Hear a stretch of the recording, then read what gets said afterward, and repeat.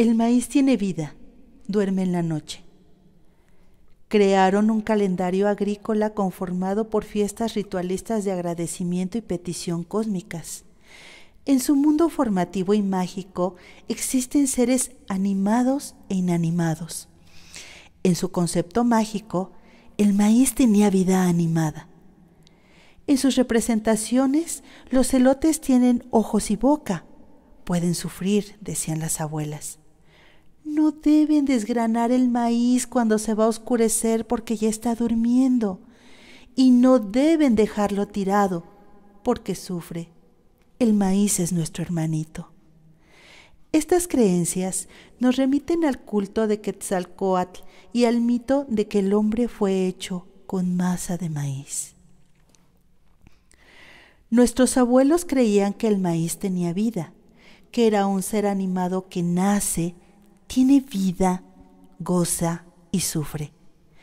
Por eso no debían dejar el maíz tirado en el suelo, decían, porque sufre. Aún en estos días, la gente mayor recuerda que les inculcaban el respeto al maíz. Las milpas requerían, además de muchos cuidados, protecciones mágicas para poder dar buenas mazorcas. El maíz tierno es llamado cintli, el duro tluli. El maíz, insistían los abuelos, no se debía desgranar en la noche porque a esa hora ya estaba durmiendo y que los elotes tenían ojos. Había una diosa del jilote, Xilome, y cuidadores del agua que controlaban la caída del granizo para cuidar el maíz.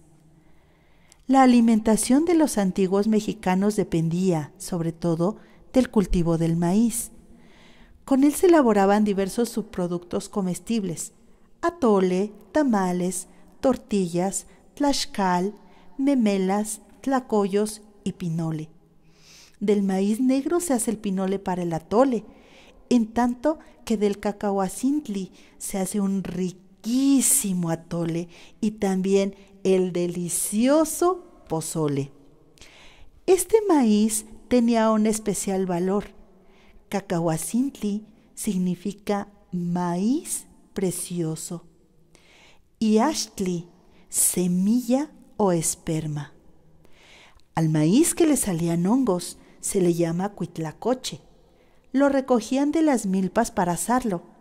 Al maíz maduro lo cocían en agua con cal para elaborar el nixcomitl, que después molían tetzi en el metate para hacer la masa de las tortillas.